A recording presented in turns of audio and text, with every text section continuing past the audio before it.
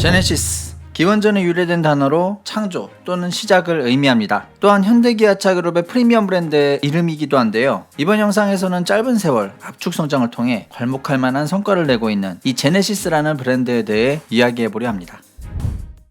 현대기아 자동차 그룹을 이끄는 임원들은 항상 BMW 3 시리즈가 아반떼보다 2배 비싼 점에 대해 불만을 가지고 있었고요. 어떻게 하면 이 아반떼를 BMW 3 시리즈만큼 비싸게 팔 수 있을까에 대한 고민을 했던 것 같습니다. 하지만 이게 절대 쉬운 일은 아니잖아요. 100년이 넘는 자동차 산업 역사 속에서 소비자들의 인식에 뿌리 깊게 박혀버린 브랜드의 이미지를 바꾸는 것은 세계가 뒤집히지 않고는 거의 불가능에 가까운 일이니 말입니다. 고민 중인 그들의 눈에 들어온 것이 바로 토요타의 렉서스 전략입니다. 현대기아차 그룹은 이를 벤치마킹하여 별도의 프리미엄 브랜드를 런칭하려고 결정하고 준비에 착수합니다. 그리고 이 전략을 위하여 처음으로 만든 모델이 1세대의 제네시스인데요. 정말 좋은 상품성을 갖고 나온 차량이었죠. 이 차량을 보고 현대자동차가 이렇게 괜찮은 차를 만들 리 없다, 이건 실수가 분명하다, 그런 뜻에서 제네시스라는 별명도 붙었습니다. 그러나 이 차량이 나올 무렵 미국발 금융위기가 세계 경제에 큰 충격을 안겼고요. 시장 분위기가 너무 좋지 않다 보니 현기차 그룹은 별도 브랜드 런칭을 잠정 중단하게 됩니다. 그렇게 시간이 흘러 2015년 드디어 현기차 그룹은 그동안 미뤄왔던 수건 사업을 시행하였습니다. 바로 독립된 프리미엄 브랜드 제네시스의 출범이었죠.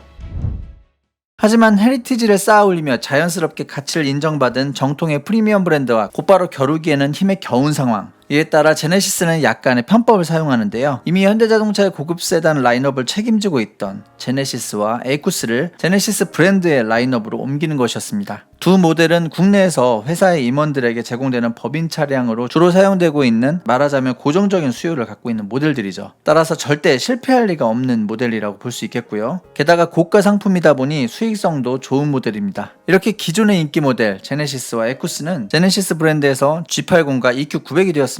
참고로 EQ900은 지금의 G90입니다. 이 전략은 성공을 거두게 되었고요. 제네시스라는 브랜드가 시장을 뿌리내리는데 크게 기여하게 됩니다. 그러나 이 두 모델은 이미 현대자동차 시절 성공했던 모델이었기 때문에 제네시스가 진정한 프리미엄 브랜드로 인정받기 위해서는 세 번째 모델이자 사실상 브랜드의 첫 번째 모델이 굉장히 중요한 상황이었는데요. 이때 등장한 모델이 바로 G70입니다.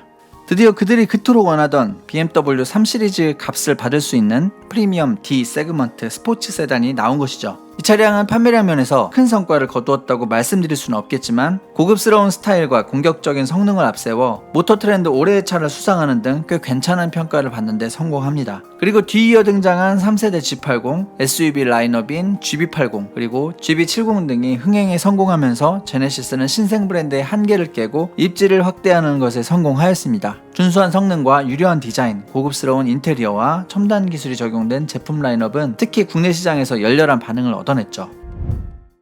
하지만 성공의 이면에 비판적인 시각이 없는 것은 아닙니다. 생산망, 판매망, AS망이 현대자동차와 완전한 분리를 해내지 못한 데다가 인위적으로 만들어진 브랜드이다 보니 고객이 신뢰할 만한 헤리티지가 아직 쌓이지 않았고요. 후발주자로 분류되어 있음에도 불구하고 고객들이 인정한 가치보다 비싼 차값이 책정된다는 비판이 있습니다. 또한 값비싼 프리미엄 브랜드를 표방하고 있지만 품질 면에서 자꾸 이슈가 발생되며 고객들을 힘들게 하는 경우가 많다는 것도 아쉬운 점입니다. 아직은 역사가 충분히 쌓이지 않았기 때문에 일정 부분 한계가 발생하고 있다고 볼 수 있는데요. 다만 시간이 좀 더 지나면 브랜드 이미지는 더욱 강화될 것이고요. 충분한 품질 관리, 세밀한 시장 조사, 판매 전략 제고 등의 개선을 통해 좀 더 성장하는 브랜드가 될 수 있을 것 같습니다. 게다가 이들에게는 국내 시장이라는 본진이 있기 때문에 여러 상황에 버틸 수 있는 체력 하나만큼은 단단하다는 장점이 있으니 기대해봐도 좋을 듯 합니다. 한편 제네시스는 내연기관 차량의 성공을 기반으로 전기차, 수소차 등 친환경 자동차 제작에 전력을 기울일 것으로 알려져 있는데요. 향후 어떤 행보를 보일지 귀추가 주목됩니다.